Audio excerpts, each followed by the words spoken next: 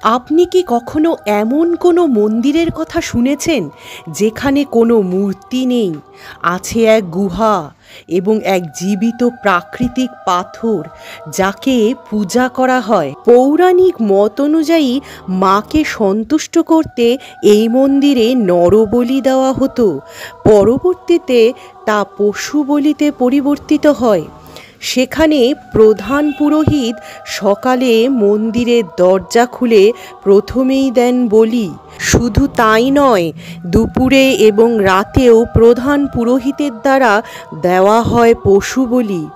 প্রতি বছর এই দেবী রজস্বলা হন আর 3 দিন মন্দিরের দরজা বন্ধ করে দেওয়া হয়। এটা কোনো কল্পনা নয়, এটি হলো কামাখ্যা দেবীর শক্তিপীঠ, ভারতের সবথেকে রহস্যময়ী তান্ত্রিক স্থান, যেখানে কাম শক্তি এবং মোক্ষ একসাথে মিলিত হয়ে যায়। চলুন আজকে জানি ওই দেবীর কথা। মা কামাখ্যাকে পৃথিবীর সবথেকে প্রাচীন এবং সবথেকে দিব্য দেবী মানা হয়। চলুন তবে শুরু করি কামাখ্যা দেবীর এই রহস্যময়ী কথা। মা কামাখ্যাকে কাম শক্তির অধিষ্ঠাত্রী, তান্ত্রিক সাধনার অধিপতি, মাতৃশক্তি রহস্যময়ী অভিব্যক্তি মানা হয়। ওনার মন্দির উত্তর পূর্ব আসাম রাজ্যের নীলাচল পর্বতের উপরে, যাকে কামরূপও বলা হয়। কিন্তু আপনি কি জানেন এটি কোনো সাধারণ শক্তিপীঠ নয়, বরঞ্চ এটি হলো নারীদের রজস্বলা হওয়ার পূজা।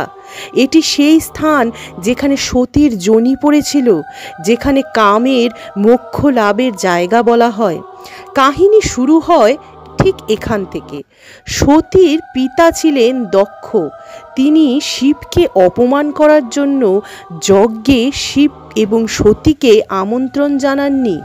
অপমানে আহত হয়ে সতী যজ্ঞকুণ্ডে নিজের প্রাণ আহুতি দিয়ে দেয়। যখন এই সংবাদ শিবের কাছে পৌঁছায়, তিনি রাগে পাগল হয়ে গেলেন এবং সতীর দেহ কাঁধে নিয়ে তিনি তাণ্ডব শুরু করলেন। ব্রহ্মাণ্ড বিশৃঙ্খলা দেখা দিল। তখন ভগবান বিষ্ণু নিজে সুদর্শন চক্র দিয়ে সতীর শরীর টুকরো টুকরো করে দিল। এই অঙ্গ পৃথিবীর বিভিন্ন জায়গায় পড়ে এবং সেগুলোই শক্তিপীঠ হিসাবে গড়ে ওঠে। কামাখ্যা হচ্ছে সেই স্থান যেখানে সতীর যোনি পড়েছিল। এই শক্তিপীঠকেই সব থেকে বেশি রহস্যময়ী মানা হয়, কারণ এটি একমাত্র স্থান যেখানে দেবীর কোনো মূর্তি নেই। গর্ভগৃহের মধ্যে যোনি আকৃতির এক প্রাকৃতিক শিলা, যেখানে আছে এক ঝর্ণা, যাকে বলা হয় দেবীর যোনির রক্ত। প্রতি বছর অম্বুবাচী মেলার সময় এই ঝর্ণা 3 দিন পর্যন্ত লাল রঙের হয়ে যায় আর মন্দির বন্ধ থাকে। মান্যতা আছে এটি দেবীর রজস্বলা হওয়ার কারণ। এটি পৃথিবীর এমন এক মন্দির যেখানে দেবীর রজস্বলা হওয়ার পূজা করা হয়। এটি একটি শক্তি এবং স্ত্রী ঊর্জার প্রতীক। কামাখ্যা শুধু পূজা নয়, এটি একটি তন্ত্র সাধনার মহাস্থল হিসাবে বিবেচিত হয়। এখানে তান্ত্রিকরা গুপ্ত সাধনা করেন, প্রেত সাধনা করে, বশীকরণ, আকর্ষণ ইত্যাদি তান্ত্রিক প্রয়োগ করেন। এছাড়াও এখানে বিশেষভাবে 10 মহাবিদ্যার আরাধনা করা হয়। এখানে মান্যতা আছে যে যদি মায়ের কাছে কেউ আত্মসমর্পণ করে আরাধনা করেন, তাহলে সে তার মনস্কামনা পূরণ করতে পারে। একবার এক সাধক তিনি মায়ের সাধনা শুরু করেন। 41 দিন পর্যন্ত তিনি সাধনা করেন শুধুমাত্র রাজা ও রানীদের বশীকরণ করার জন্য। 42 দিনে যখন মা কামাখ্যা দর্শন দিলেন, বললেন, হে দেবী, আমাকে পৃথিবীর সকলকে বশীকরণ করার ক্ষমতা দিন। মা ক্ষুব্ধ হয়ে গেলেন এবং রাগে তাকে বললেন, তুই অহংকারী। যে নিজের মনকে বশ করতে পারে না, সে প্রকৃত সাধক নয়।